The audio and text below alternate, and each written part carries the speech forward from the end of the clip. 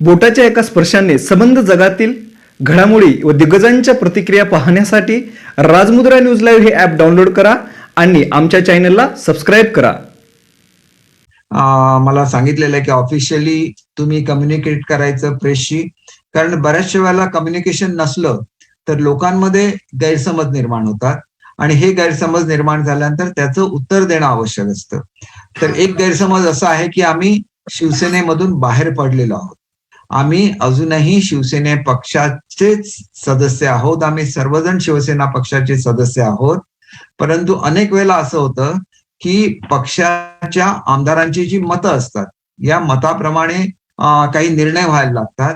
त्यांचे काही अधिकार असतात, त्यांच्या कॉन्स्टिट्युन्सीज आहेत, आपल्या राज्यामध्ये विविध कामं व्हावी अशी त्यांची अपेक्षा असते आणि ते सरकार चांगलं चालावं जी आपली जबाबदारी आहे. म्हणून आम्ही अनेक वेळा सुचवलेलं होतं आमच्या पक्षप्रमुखांना की आपण एक निर्णय घेऊया की ज्या युतीमध्ये आपण लढलो त्याच्याच बरोबर आपण राहूया. असा एक निर्णय सर्व आमदारांनी मिळून घेतलेला होता. प्रत्येक दिवस आम्ही उद्धव साहेबांना हे सांगत होतो आणि आमची अशी अजून सुद्धा समजूत आहे की पुढे सुद्धा ते आमचं ऐकतील, कारण ज्या वेळेला एवढी लोक सांगतात, एवढी लोक एकत्र येतात, त्यावेळेला त्याच्यामध्ये काहीतरी सबस्टन्स असणार, म्हणजे त्याच्यामध्ये काहीतरी असं आहे की जे सर्व लोकांना खटकलेलं आहे आणि याच्यामध्ये कोणी आम्हाला सांगितलेलं नाही की तुम्ही असं करा. आम्ही स्वतःहून हा निर्णय घेतलेला आहे आणि शिंदे साहेब हे मुळातच आम्हाला नेते म्हणून आदरणीय उद्धव साहेबांनी दिलेले आहे आणि त्याच्यामुळे त्यांच्या संपर्कामध्ये सर्व आमदार होते आणि सर्वांनी मिळून ठरवलं की आपण आपलं जे मत आहे हे आपण मत असंच ठेवावं आणि आम्ही आमचं मत तसंच ठेवणार आहोत. जे 2/3 बहुमताचा जो विषय आहे हा कॉन्स्टिट्युशनल रिक्वायरमेंट आहे की घटनात्मक तरतूद अशी आहे की तुम्हाला तुमचं मत वेगळं मांडायचं असेल तर तुम्हाला ते 2/3 बहुमत लागतं आणि ते 2/3 बहुमत आमच्याकडे आहे आणि त्याच्याचमुळे ज्या मीटिंग पूर्वीचे नेते बदलण्याच्या संदर्भात सुद्धा ज्या मीटिंग झाल्या त्याच्यामध्ये 16 ते 17 आमदार उपस्थित होते. त्यावेळेला एखाद्या पक्षाचं रजिस्ट्रेशन होतं, त्यावेळेला जेवढे निवडून आलेले आमदार असतात सगळे आपल्या पक्षाचं आणि त्या गटाचं रजिस्ट्रेशन करतात. त्याच्यामध्ये आमची संख्या 56 होती, आता ती 55 झालेली आहे आणि 55 आमदारांचा नेता बदलायचा असेल तर तो 16 लोक एकत्र येऊन तो नेता बदलू शकत नाहीत आणि त्याच्यामुळे जो काय निर्णय आदरणीय उपाध्यक्षांनी दिलेला आहे त्या निर्णयाला आम्ही चॅलेंज करणार आहोत कोर्टामध्ये आणि तो निर्णय आम्हाला मान्य नाही आणि घटनात्मक दृष्ट्या सुद्धा त्यांच्याकडे 2/3 बहुमत असतं, त्यांना आपला नेता निवडण्याचा अधिकार आहे आणि शिवसेना हा जो पक्ष आहे आपल्या विधिमंडळातला त्याचं नेतृत्व आदरणीय शिंदे साहेब करतायत. कोणीही आपला पक्ष सोडलेला नाही आहे आणि पक्षाचं नाव काय असेल तर आम्ही अनेक लोकांची चर्चा केली. हे पक्षाचं नाव नाही आहे. आम्ही स्वतःला काय म्हणायचं की आम्ही असंच म्हटलं की शिवसेनेपेक्षा आम्ही वेगळे आहोत का? नाही. तर आम्ही बाळासाहेबांचा विचार मांडणारी लोक एकत्र आलेलो आहोत. त्याच्यामुळे आम्ही आमच्याकडे म्हणताना हे म्हणतो, परंतु आम्ही काय गटाचं नाव असं वेगळं मागितलेलं नाही. शिवसेनेमध्ये ही जी आपले सदस्य आहेत या सदस्यांची संख्या 2/3 पेक्षा जास्त असल्याने त्याचे नेते हे एकनाथजी शिंदे असतात.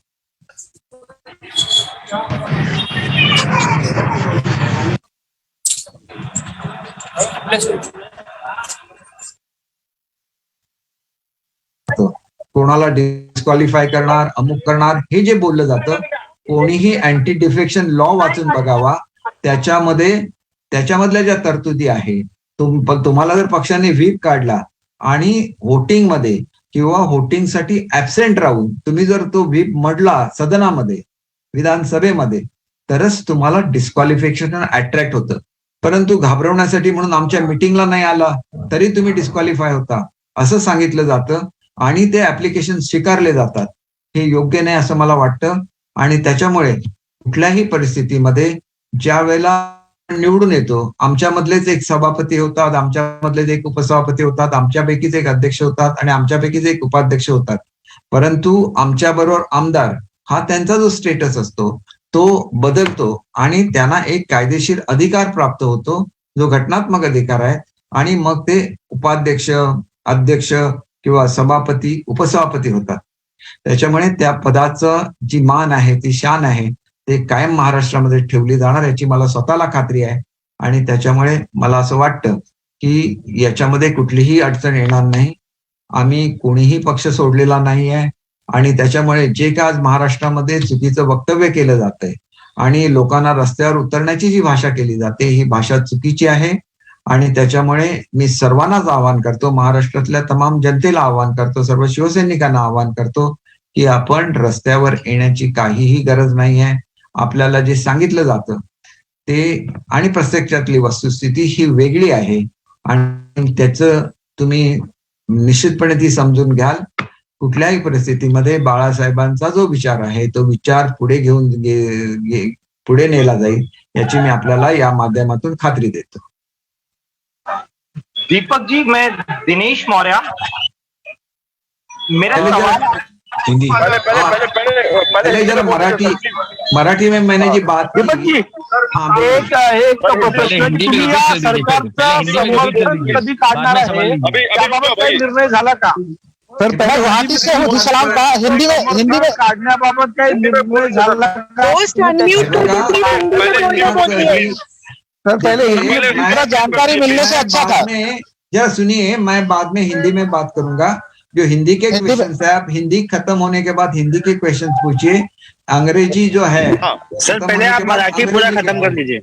हाँ, मराठी ये हमारे स्टेट से बोल रहे हैं तो दीपक जी, बाळासाहेबांचं नाव वापरायचं नाही नाव तुम्ही देऊ शकत नाही, नाव तुम्ही वापरू शकत नाही. आम्ही शिवसेनेच्या तिकिटावर निवडून आलेलो आहोत. त्याच्यामुळे आमच्याकडे 2/3 बहुमत असल्यामुळे आम्ही शिवसेनेचेच सदस्य आहोत, शिवसेनेच्या विधिमंडळाचे सदस्य आहोत. दीपक जी, मी बाळासाहेबांचं नाव आपण वापरू शकत नाही. प्रश्न असा आहे की अपात्र आमदारांना आता नोटीस पाठवली जाणार आहे. अपात्र आमदारांना नोटीस पाठवली जाईल. अपात्रतेची नोटीस संध्याकाळपर्यंत पोहोचेल. या नोटीस संदर्भात काय भूमिका घेतली जाणार आहे? देखिए, मैं आपको रिक्वेस्ट करता हूँ कि मेरा मराठी में जो कहना था वो मराठी का कहना खत्म हुआ है. जब मैं हिंदी में बात करूंगा तो हिंदी के जो क्वेश्चंस है उसका आंसर करूंगा, और जब अंग्रेजी में बात करूंगा तो अंग्रेजी के जो क्वेश्चन है उसका भी जवाब दूंगा. हमारे पास पूरा समय है, लेकिन शॉर्ट में प्रश्न पूछिए, मैं हर एक का जवाब. ठीक है सर, ठीक है सर हिंदी में एक बार बोल दीजिए, लाइव आ रहे हैं, हिंदी में एक बार बोल दीजिए. मी ज्यादा कदम बोलते मराठी का सवाल उसका सवाल दीजिए. आमदारांना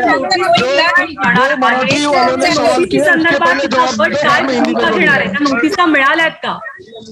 हे बघा, नोटिसा मुळात कशाबद्दल काढल्या तर आताच मी तुम्हाला सांगितलं की फ्लोअर ऑफ द हाऊसवर एखादा जर व्हीप काढलेला असेल तर तो व्हीप मोडला तरच त्याच्यामध्ये डिस्क्वालिफिकेशन आहे. तुम्ही एखाद्या पार्टीच्या मिटिंगला गेला नाही म्हणून तुम्ही डिस्क्वालिफाय होऊ शकत नाही. तुम्ही अँटी डिफेक्शन लॉ वाचून बघा. अशा तऱ्हेच्या ज्या आपण ज्याला हे म्हणतो म्हणजे युक्त्या असतो, या युक्त्या ज्यांच्याकडे बहुमत नाही अशी लोक वापरू शकतात. आज राष्ट्रवादी आणि काँग्रेसचं बहुमत संपलेलं आहे आणि त्याच्यामुळे त्या युक्त्या ते वापरू शकतील. आता त्याच्यामध्ये माझी अशी विनंती आहे की हे सगळं झाल्यानंतर जे काय कोणाशी बोलायचं असेल याचे अधिकार शिंदे साहेबांना दिलेले आहेत. शिंदे साहेब आपल्या पक्षाच्या सुद्धा संपर्कामध्ये आहेतच, त्याच्यामुळे त्यांना जो काय निर्णय घ्यायचा तो घेऊ शकतील. पण कुठल्याही परिस्थितीमध्ये आमचा पाठिंबा काँग्रेस आणि राष्ट्रवादीला नाही. दीपक जी, शिवसेना हा पाठिंबा नाही, पाठिंबा नाही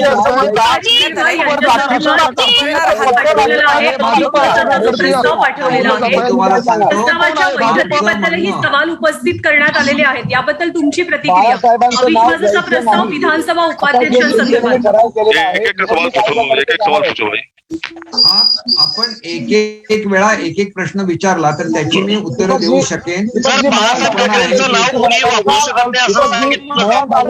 सांगितलं असेल तर त्याचा आम्ही विचार करू. असं काय आमचा मुळात गट स्थापन झाल्यानंतर हा प्रश्न येईल. याची तक्रार निवडणूक आयोगाकडे करणार आहे शिवसेना, त्याबद्दल तुमचं म्हणणं काय आहे? बाळासाहेबांचं नाव वापरायचं नाही. त्यांनी जर तशी केली आणि निवडणूक आयोगाने तशा सूचना दिल्या तर त्याचं पालन केलं जाईल.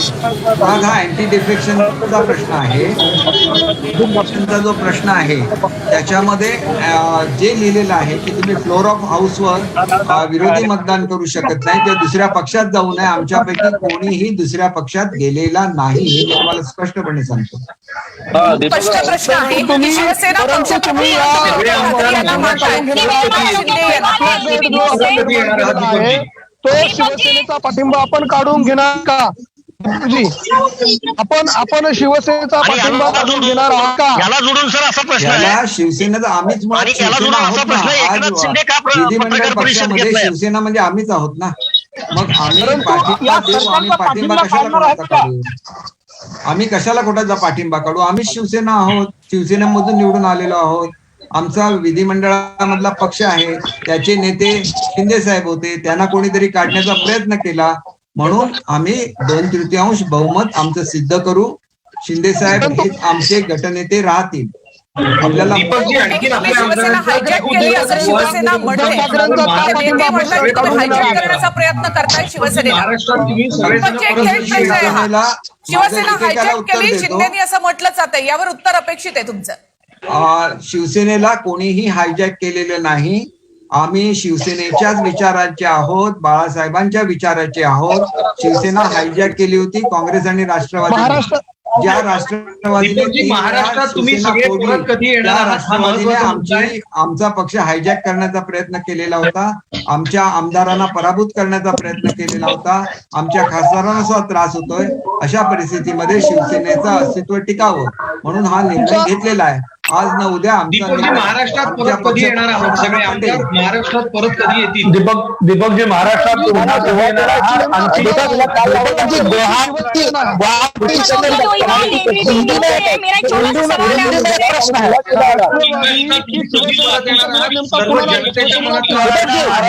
उपस्थित राहायचं आहे.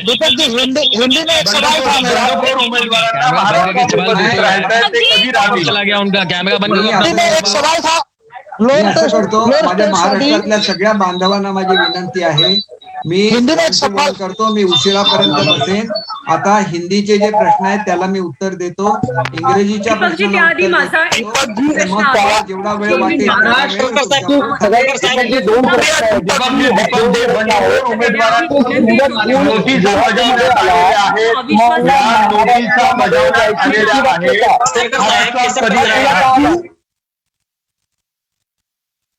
नोटिसा बजावण्यात आलेल्या आहेत. त्या नोटिसांना उत्तर दिलं जाईल. त्याला प्रिन्सिपल ऑफ नॅचरल जस्टिस असतं. आम्ही बाहेर आहोत, उद्या शनिवार रविवार आहे आणि हे गृहीत धरून 24 तासाच्या 48 तासाच्या नोटिसा देण्यात आलेल्या आहेत. एवढी कोणतीही अर्जन्सी नाही आहे. त्याला प्रिन्सिपल ऑफ नॅचरल जस्टिस आहे, त्यांनी 1 आठवड्याची मुदत द्यायला पाहिजे होती. ती मुदत आम्ही घेऊ त्यांच्याकडून, त्यांना विनंती करून, आणि आम्ही त्याची रीतसर उत्तरं देऊ. आणि माझी खात्री आहे की अँटी डिफेक्शन लॉ ज्याला लागूच होत नाही त्याला ओढून ताणून हा ऍक्ट लावण्याचा प्रयत्न करणं ही मुळात लोकशाहीची हत्या आहे.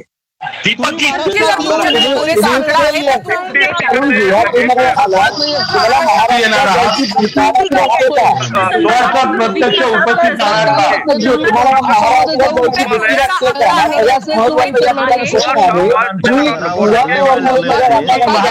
कधी येणार आहात?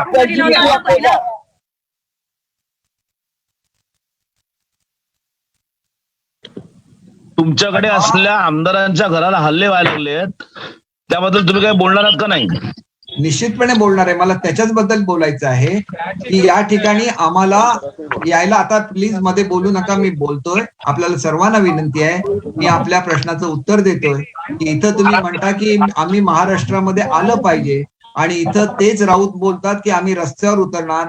ते आमदारांच्या घरावर, आमदारांच्या ऑफिसेसमध्ये मोडतोड करत आहेत. अशा वेळेला मला एक आठवण करून द्यायची आहे महाराष्ट्राच्या कर्तव्यदक्ष मुख्यमंत्र्यांना की त्यांनी ज्यावेळेला मुख्यमंत्री पदाची शपथ घेतली त्याला घटनेची एक शपथ असते ती कोणाच्या बद्दल ममत्व किंवा कोणाच्याही बद्दल आकस न बाळगता मी माझं कर्तव्य पार पाडेन. आणि आता ते घटनात्मक कर्तव्य पार पाडण्याची वेळ आलेली आहे. त्यांनी ताबडतोब आदेश केला पाहिजे की सर्व त्यांचे जे कार्यकर्ते आहेत त्यांनी ही मोडतोड बंद करावी आणि कायद्याचं पालन करावं, हे घटनात्मक कर्तव्य आहे. सर एकच प्रश्न आहे सर, एकच प्रश्न आहे सर. मुख्यमंत्र्यांना त्याचं आव्हान देत आहे, पक्ष प्रमुख आहे, त्यांना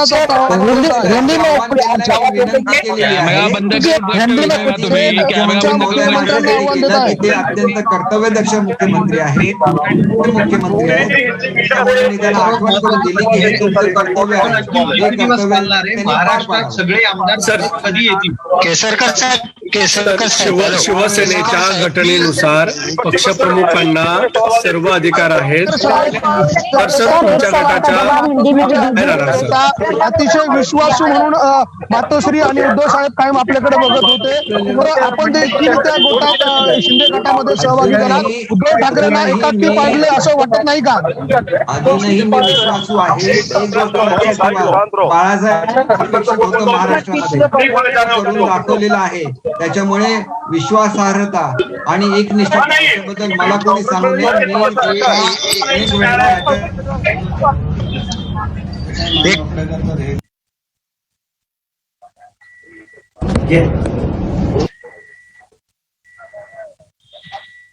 आहे की असं करणं हे मला मान्य नाही. आणि असं जर होत असेल आमदारांच्या संदर्भात तर मी ह्याच्या संदर्भात वेगळा निर्णय घेणार. हे मी जाहीरपणे प्रेस घेतली, त्याच्यामध्ये सांगितलं आणि नंतर मी मुंबई सोडलेली आहे. ज्या वेळेला महाराष्ट्रामधली ही परिस्थिती बदलेल त्यावेळेला आम्ही मुंबईमध्ये येऊ. आमचा गट आहे तो स्थापन करण्याचा आम्हाला घटनात्मक अधिकार आहे आणि आमचा घटनात्मक अधिकार आम्हाला मिळाला पाहिजे आणि तो मला मिळावा. ही घडलं पाहिजे महाराष्ट्रामध्ये. आणि महाराष्ट्रामध्ये जर घटनेचं उल्लंघन होत असेल तर मग त्याच्यासाठी कोर्टाचा मार्ग मोकळा आहे. आता मी हिंदी में बोलू का? म्यूट केला, तुम्ही बोला. मैं अभी हिंदी में बात करता हूं. देखिए, हम लोग अभी भी शिवसेना में हैं. जो एक मिसअंडरस्टैंडिंग फैली जा रही है कि हम लोगों ने शिवसेना छोड़ी है, ऐसी कोई भी बात नहीं है. हम सिर्फ अपना गट अलग कर रहे हैं और जो बाला साहब की विचारधारा है कि हम किस दिशा में जाना चाहते हैं, इसके बारे में हमने हमारे पक्ष प्रमुख जी को बार बार विनती की थी कि हमें इसी दिशा में जाना है. और हमारा जो कहना था हमने उनको बोल दिया है. उनको मान्य करना ये न मान्य करना ये उनका अधिकार है. लेकिन जिस राह पे हमको चलना है उस राह पे चलने के लिए हमारे पास जो बहुमत चाहिए वो बहुमत हमारे पास है. 2/3 बहुमत हमारे पास है. हमारे गट को क्या कहा जाए, या हम अगर शिवसेना है तो उस शिवसेना को क्या कहा जाए. अगर उसमें बाला साहब का नाम नहीं यूज करना है, ये बोल रहे कोई महाराष्ट्र से कि वो इलेक्शन कमीशन को बोलेंगे, तो उनकी जिम्मेदारी. हमने अभी कुछ भी क्लेम नहीं किया. हमारा क्लेम इतना ही है, हम शिवसेना के सदस्य हैं और रहेंगे और हमारा अलग गुट रहेगा. क्योंकि जो नए नेता चुने गए हैं उनको चुनने का अधिकार बहुमत से ही होता है. वो बहुमत वहां पे नहीं था. मैं भी उस मीटिंग में प्रेजेंट था. मैंने देखा है कि 16 से 17 से ज्यादा लोग वहां पे उपस्थित नहीं थे.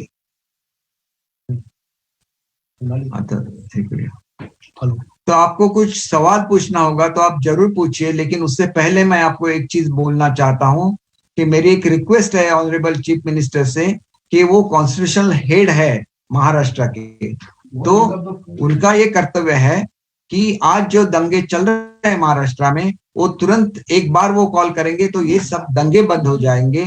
और ये उनका कर्तव्य है और वो बहुत ही कर्तव्यदक्ष मुख्यमंत्री है. तो हमारी उनसे विनती है कि ये जल्द से जल्द अपना जो मुख्यमंत्री का कर्तव्य है वो पूरा करें और महाराष्ट्र की जनता को रिलीफ दे.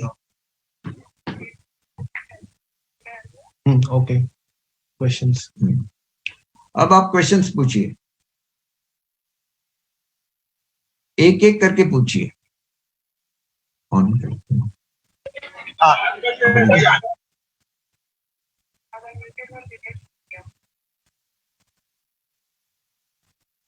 आपण हे करू शकतो ना, कोणाला चूज करायचं? नाही, त्यांना हात दाखवतात त्यांना hello Deepak sir, Urvashi Khona this side from news X and India news. Yes. Sir आपसे दो चीजें, ये सवाल है। एक तो ये कि क्या आप अभी भी उद्धव ठाकरे को अपने हेड मानते हैं?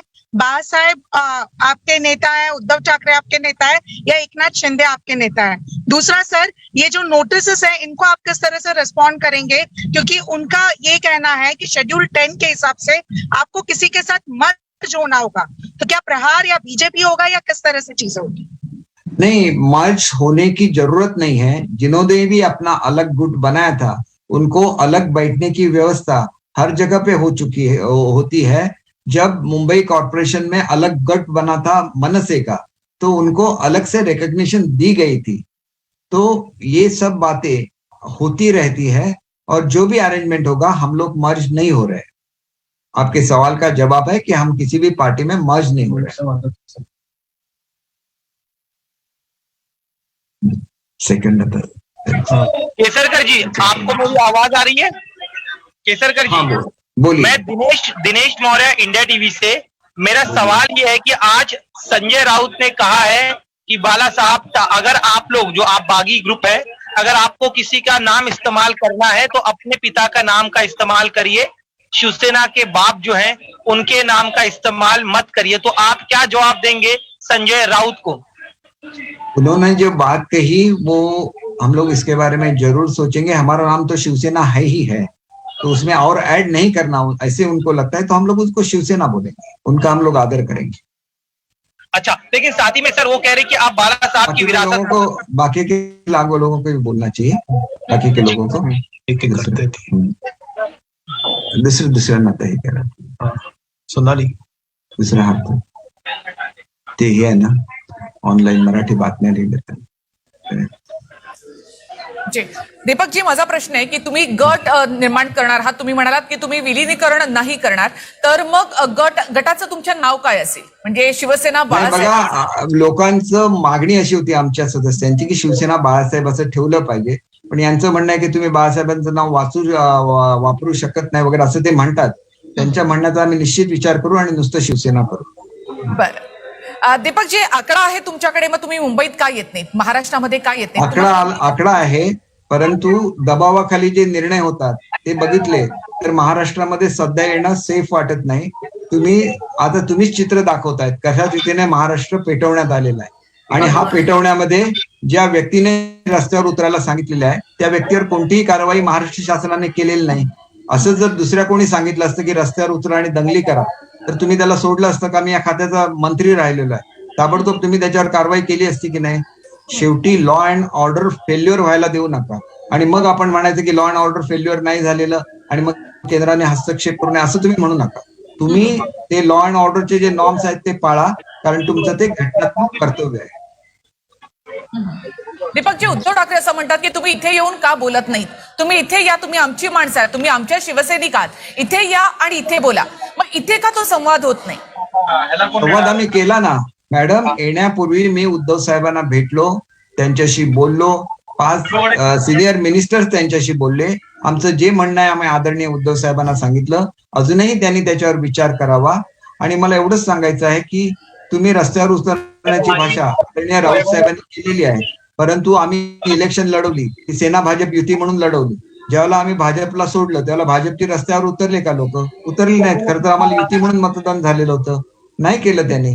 तसंच जे काय होईल पुढच्या काळामध्ये, जो निर्णय होईल तो स्पोर्टिंगली स्वीकारला पाहिजे। तुम्ही आजच का म्हणता की आम्ही भाजप बरोबर जाणार आहे? आम्हाला ज्यावेळेला म्हणतात की तुमच्या नेत्याला बदला, त्यावेळेला आम्ही म्हटलं की आम्ही नेत्याला बदलणार नाही, कारण आमचं 2/3 बहुमत आहे।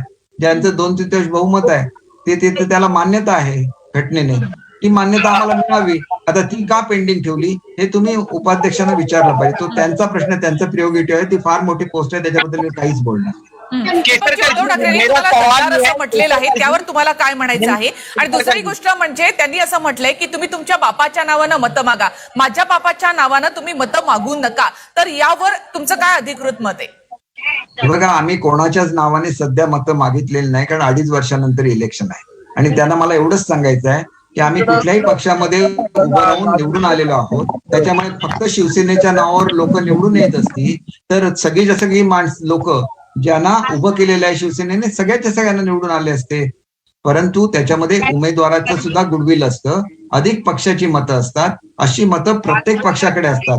जशी ती शिवसेनेकडे आहे, तशी ती काँग्रेसकडे आहे, तशी ती राष्ट्रवादीकडे आहे आणि तशीच ती भाजपकडे सुद्धा आहे. म्हणून जो पक्ष आपलं त्याचं असलेलं लोकांमधलं त्यांचं मतदान अधिक चांगला उमेदवार देतात, त्यांचे उमेदवार निवडून येतात. आज तरी महाराष्ट्राच्या विधानसभेमध्ये किमान 70 ते 80 उमेदवार असे आहेत की किंवा 100 उमेदवार असे आहेत की ते कुठल्याही पक्षाच्या चिन्हावर उभे राहिले तरी ते निवडून येतात. आपल्याकडे विखे पाटलांचं उदाहरण आहे. पूर्वी ते काँग्रेसचे नेते होते, भाजपच्या चिन्हावर उभे राहिले, भाजपवर निवडून आले. अशी लोक असतात, कारण त्यांचं काम त्यांच्या मतदारसंघात असतं, त्यांच्या जिल्ह्यामध्ये असतं. तर आपण त्याला चॅलेंज करू शकत नाही. ही एक बोलण्याची पद्धत आहे राऊत साहेबांची आणि ती पद्धत आम्ही फारशी सिरियसली घेत. दीपकजी, म्हणजे तुमच्या सगळ्यांच्या मनामधली खदखद ही पक्षप्रमुख म्हणून उद्धव ठाकरे यांना कधी कळलीच नाही असं तुम्हाला म्हणायचंय का? नाही बघा, असं नाही आहे. साहेब प्रत्येकाला समजून घेतात, पण निर्णय घ्यायला जो वेळ होतो या वेळेमध्ये लोकांची नाराजी वाढते. केसरकर जी, क्या आप जो है दिल्ली जाने वाले हैं या फिर आपका कोई दल गुजरात आने वाला? बातचीत की प्रक्रिया क्या शुरू हुई है? देखिए, पहले हमारा गट को रिकग्निशन देनी चाहिए. वो रिकग्निशन देने के लिए इतना समय निकाल रहा है, तो हम अगर वो नहीं दे रहे तो हम कोर्ट में जाएंगे. हमारा वहां पे जो एग्जिस्टेंस है, कितने सदस्य है, हम प्रूव करेंगे और हम वहां से ले लेंगे अपना. साथ ही में सर ये भी है कि शिवसेना की तरफ से कहा जा रहा है कि आप लोगों ने अपनी नाराजगी उद्धव जी को पहले बताई नहीं थी, जबकि 1 साल पहले एक हाई लेवल मीटिंग हुई थी इसी मुद्दे पर. उस बारे में थोड़ा सा रोशनी डालिए. देखिए, आज तो मैं इस पे रोशनी नहीं डालूंगा, क्योंकि कुछ चीजें ऐसी होती है जो डिस्क्लोज नहीं की जाती एक रिस्पेक्ट की वजह से. इसीलिए मैंने कहा था कि शांतता बनाए रखिए. हम लोग आपका जो रिस्पेक्ट है कायम ही रखेंगे, क्योंकि ये हमारे दिल में है वो रिस्पेक्ट है. आपको लगता है कि बाला साहब ने इस्तेमाल करके जो है मौजूदा जो शिवसेना है बार बार बाला साहब के नाम का इस्तेमाल कर अपना बचा कुचा बेस बचाने की कोशिश कर रही है, क्योंकि उन्हें संगठन टूटने का डर सता रहा है? देखिए, उनका संगठन कोई भी नहीं तोड़ रहा है.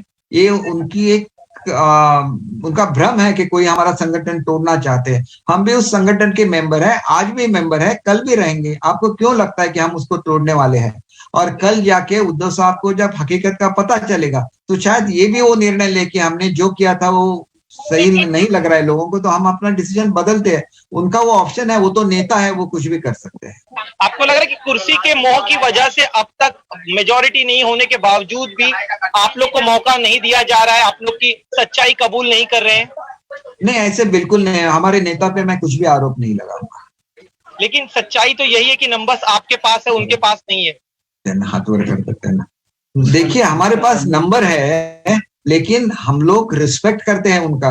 हम लोग बाला साहब के शिवसैनिक है, तो हम लोग उद्धव साहब का रिस्पेक्ट करेंगे. हम लोग क्यों उनके खिलाफ बोलेंगे? हमारा इतना ही कहना है कि ओरिजिनल जहां जिस नाम पे आपने ये किया था, इलेक्शन लड़ा था, उस नाम पे हम लोग ये करेंगे, ऐसे मुझे लगता.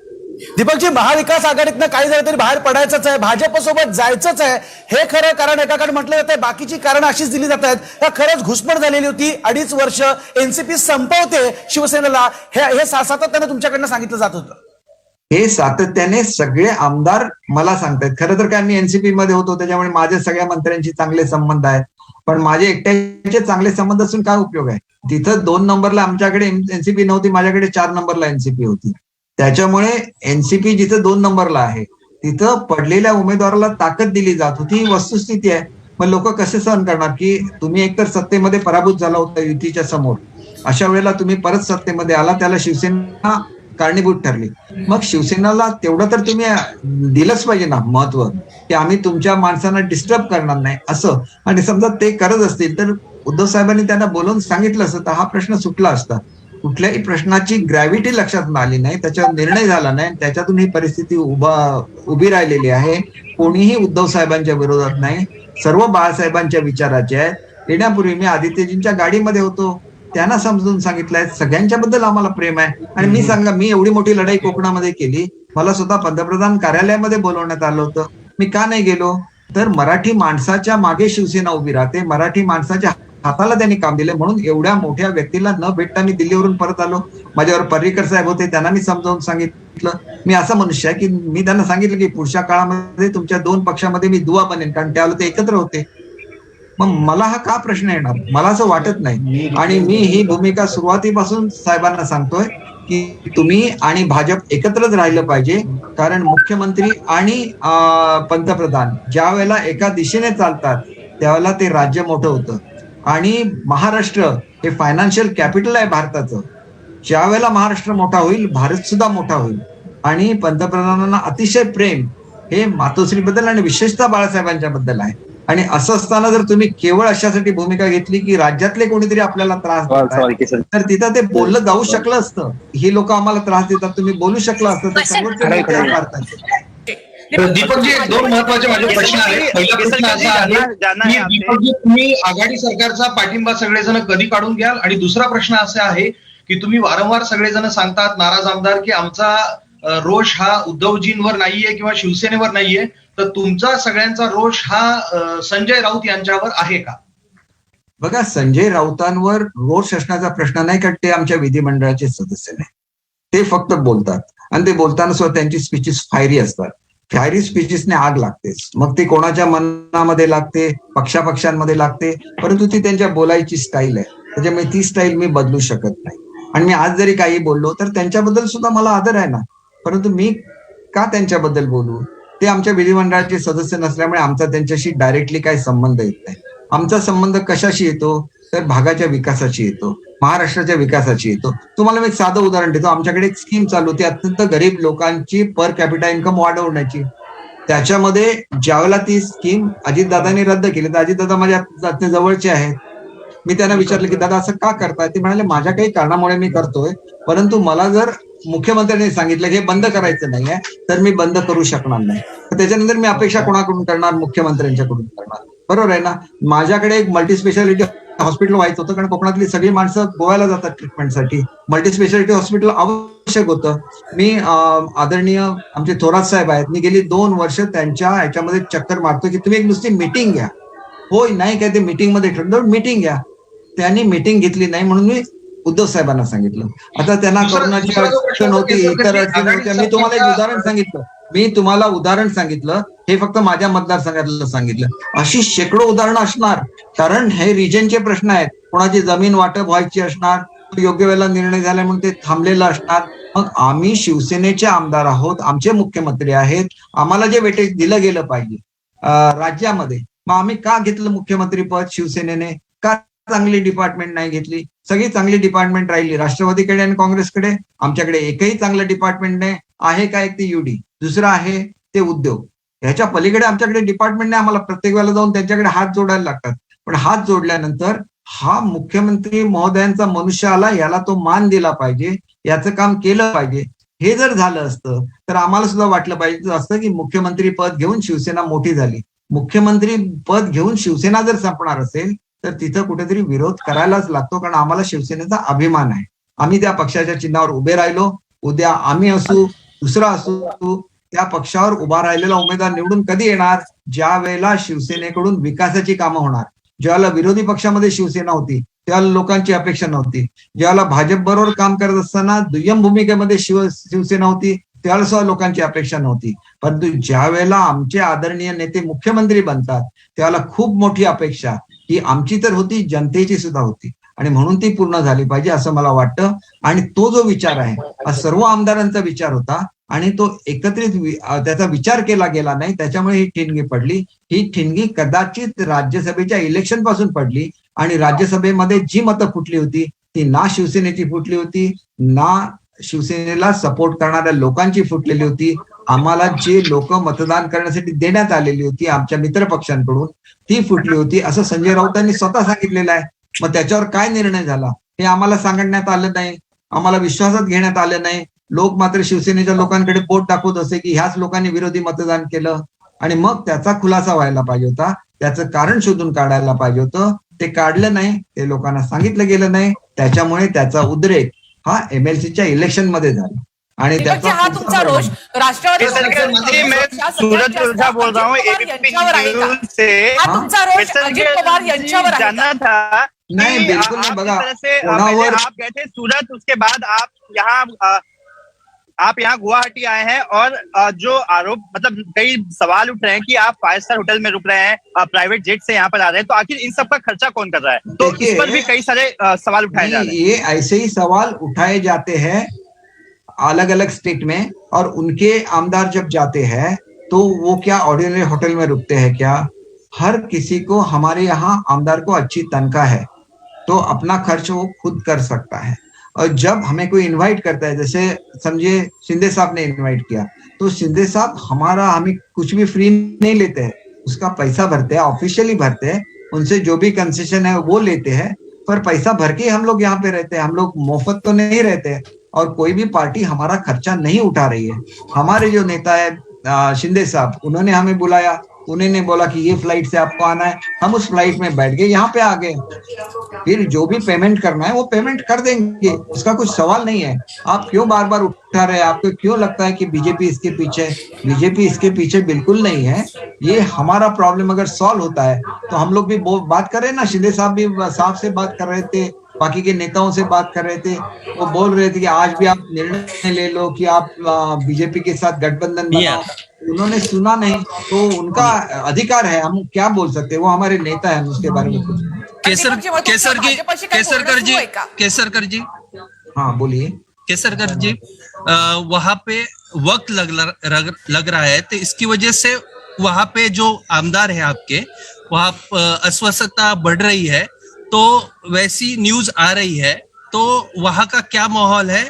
और आपने जो कहा कि हम इस बार सत्ता में है, तो पिछले 5 साल में भी आप सत्ता में थे, बीजेपी के साथ थे, उस टाइम आपके काम कुछ नहीं हुए क्या? आप भी उस टाइम आमदार थे, वो काम हुए कि नहीं आपके? हुए, इसलिए हम लोग जीत के आए ना, हुए इसलिए जीत के आए। जब हमें कोई भी डिफिकल्टी आती थी उस वक्त, तो हम उद्धव साहब को जाके बोलते थे, और जब वो देवेंद्र फडणवीस से बात करते थे, तो देवेंद्र फडणवीस जी वो कर देते थे। हमारा जो भी है, हमारे यहाँ के रास्ते हैं, एक बार उद्धव साहब ने बोल दिया तो वो तुरंत काम करते थे, क्योंकि वो कोऑर्डिनेशन था। और उद्धव साहब का एक दर्जा है महाराष्ट्र में, वो जब किसी को बोलते हैं कि ये करना है तो हो जाता है, वो हो जाता था। अगर नहीं होता था तो हम उद्धव साहब के साथ जाते थे। हालांकि मैं जहाँ पे मंत्री हूँ, मुझे उद्धव साहब बोलते कि इनको ये करना है, तो हम लोग बोलते थे, हमारे जो सीनियर थे तो हम लोग बोलते थे।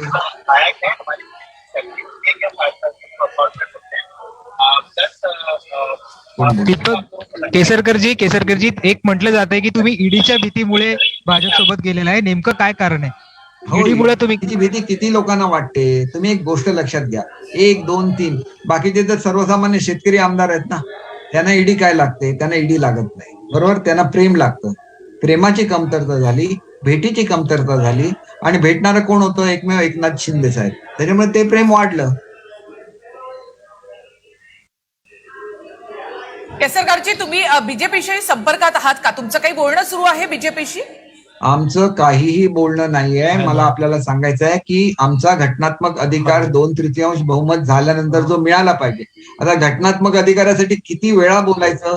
घटनात्मक अधिकार असाच मिळाला पाहिजे। मग त्याच्यामध्ये कोणतरी जाऊन बसणार उपसभापतींच्या ह्याच्यामध्ये, त्यांना मार्गदर्शन करणार, काय करायचं होतं, एवढी मोठी ऑथॉरिटी आहे। मी पुस्तक वाचा, आमच्या सह्या कन्फर्म करा, आम्हाला मान्यता द्या, आम्ही ताबडतोब येतो महाराष्ट्रामध्ये। बीजेपीकडनं तुम्हाला काही ऑफर मिळालेली आहे का? म्हणजे शिंदे साहेब त्यांच्या व्हिडिओमध्ये असं म्हणाले होते की चांगलं प्रोफाईल आपण मागून घेऊ, चांगली खाती आपण मागून घेऊ, असं त्यांचं त्या व्हिडिओमध्ये होतं, तर तसं काही ऑफर आली आहे? शिंदे साहेब नेते म्हणून आम्ही शिंदे साहेबांना सर्वाधिकार दिलेला आहे मॅडम, आणि त्याच्यामुळे असं आहे की शिंदे साहेब जे काय करणार, ह्या वाटाघाटी पूर्वी ज्या वेळेला मुख्यमंत्री उद्धव साहेब झाले त्यावेळेला चांगली खाती मागितली नाही, आणि त्याच्यामुळे आम्हाला जे सहन करायला लागलं, त्या पार्श्वभूमीवर आम्ही नेहमीच म्हणणार की चांगली खाती मागून घ्या, तर आपल्या लोकांची आपण कामं करू शकतो। कारण आम्ही त्यांच्याकडे जी खाती असतात ते आपल्या पक्षालाच न्याय देतात, त्यांनी संपूर्ण महाराष्ट्राला न्याय दिला पाहिजे, आणि आमच्या वाटेला जी खाती शिंदे साहेबांच्या वाटेला येतील ते प्रत्येकाला न्याय देतील। केसरकरजी, रवींद्र आंबेकर बोलतोय। नमस्कार आंबेकर साहेब। माझा प्रश्न असा आहे की माझा प्रश्न असा आहे की भाजप बरोबर सरकार बनवण्याचं तुमचं हॅलो तर अशा वेळेला तुम्ही साहेब आम्ही उद्धव साहेबांना सांगत होतो की तुम्ही भाजप बरोबर सरकार बनवा, कारण आपण भाजप बरोबर युती करून लढवली नाही इलेक्शन, मग त्यांच्यावर सरकार बनवण्यामध्ये काय कमीपणा आहे?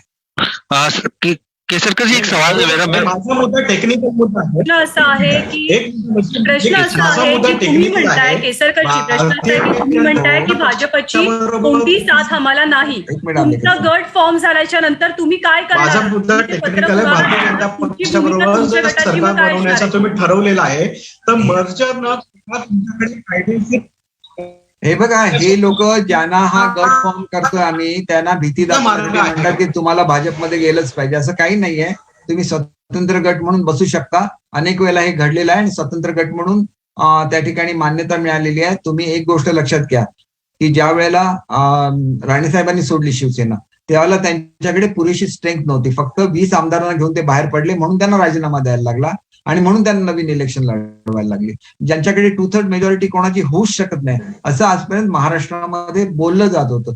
त्याच्यामुळे आम्ही बघायचो की काँग्रेस सगळ्यात कमी संख्या आहे तर त्यांची 2/3 कोणतरी फोडतोय का, राष्ट्रवादीचे काय फोडतोय का, पण तसं घडलंच नाही. आमच्याच पक्षामध्ये असं व्हायला लागलं की आमदारांचं कोण ऐकत नाही, आमदारांना कोणाची भेट मिळत नाही आणि त्यांचे मतदारसंघामध्ये पुढे ते पराभूत होतात की काय अशी परिस्थिती ज्यावेळेला निर्माण व्हायला लागली त्यावेळेला आमच्याच आमदारांनी हा घेतलेला निर्णय आहे. तो निर्णय आम्ही पक्षप्रमुखांना कळवलेला आहे.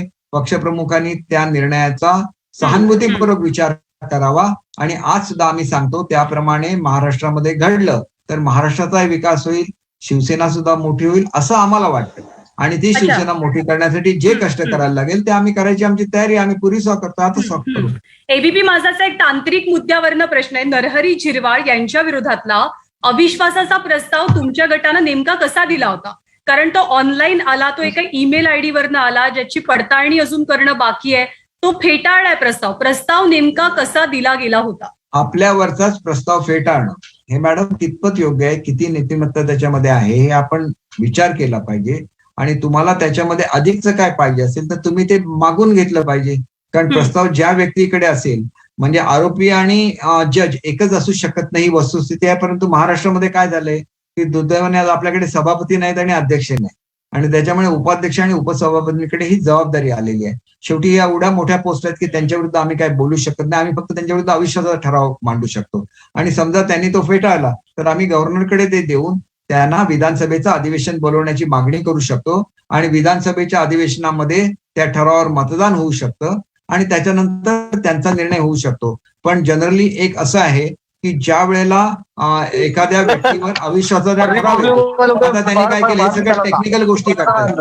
आम्ही अगोदर अविश्वासाचा ठराव दिलेला आहे, त्याच्यानंतर डिस्क्वालिफिकेशनचे ऍप्लिकेशन आले तर डिस्क्वालिफिकेशनचे ऍप्लिकेशन आपण हे करता आणि अविश्वासाचा ठराव अगोदर आलेला तो का नाही एंटरटेन करत? कारण तुम्हाला काही टेक्निकॅलिटीज निर्माण करायच्या आहेत. टेक्निकॅलिटीज निर्माण केल्या तरी आमचं काही म्हणणं नाहीये. ज्या वेळेला आमदार कोर्टात जातील त्याला उघड आहे की त्यांच्याकडे संख्या आहे आणि ज्यांच्याकडे संख्या आहे त्यांना न्याय मिळालाच पाहिजे असे आतापर्यंतचे सर्वच्या सर्व निर्णय आहेत. त्याच्यामुळे केवळ तुमच्याकडे ते पद आहे म्हणून तुम्ही जर मॅनिप्युलेट करण्याचा प्रयत्न केला तर मग नाईलाजास्तव कोर्टामध्ये जायला लागतं. त्याच्यामध्ये त्यांच्याबद्दल डिसरिस्पेक्ट नसतो, परंतु न्याय प्रत्येकाला मिळाला पाहिजे ही भूमिका असते.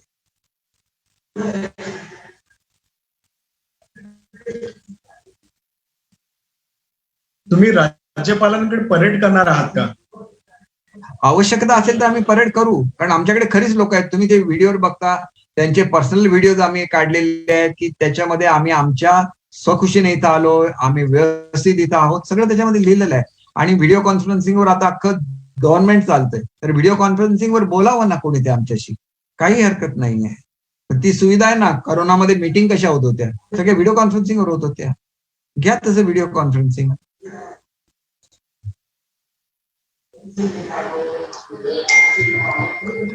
मला वाटतं सगळ्यांचे प्रश्न संपलेले आहेत तर आपण आता ही प्रेस कॉन्फरन्स संपवूया. जर कोणाला इतर काही पर्सनली विचारायचं असेल तर मी आपल्याला उपलब्ध होईन. फक्त 6 ते 7 माझ्या जिल्ह्यातल्या पत्रकारांची एक व्हिडिओ कॉन्फरन्सिंग म्हणजे आपल्यासारखं झूमद्वारे मीटिंग आहे, तो वेळ वगळून आपण कोणीही सांगितलं तर आपल्या प्रत्येक प्रश्नाची उत्तरं द्यायची आमची तयारी आहे. आमची मनं साफ आहेत. आम्ही अजून शिवसेनेमध्येच आहोत. आम्ही रिक्वेस्ट केलेली आहे मुख्यमंत्री महोदयांना. विषय दुसराच निघतो. आम्ही रिक्वेस्ट काय केली आहे की सेना भाजप एकत्र यावं. ते काय म्हणतात की मी राजीनामा देतो. राजीनामा कोणी मागितलेलाच नाही. लोकांना भावनिक हे करायचं असं होऊ नये. शेवटी ते नेते आहेत आणि त्यांनी पक्ष एवढा बाळासाहेबांच्या नंतर चालवलं, त्यांच्याकडून आमच्या वेगळ्या अपेक्षा आहेत. त्या अपेक्षा पूर्ण व्हाव्या एवढीच आम्ही ईश्वरचरणी प्रार्थना. ताज्या घडामोडी पाहण्यासाठी राजमुद्रा न्यूज लाईव्हला सबस्क्राईब करा, बेल आयकॉन प्रेस करा.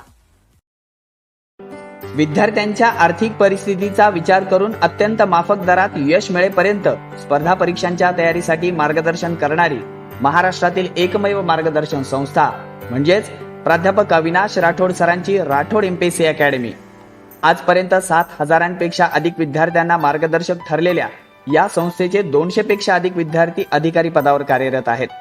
नांदेड जिल्ह्यातील सर्वाधिक निकाल देणारी व बेसिक पासून तयारी करून घेणारी एकमेव राठोड एमपीएससी अकॅडमी.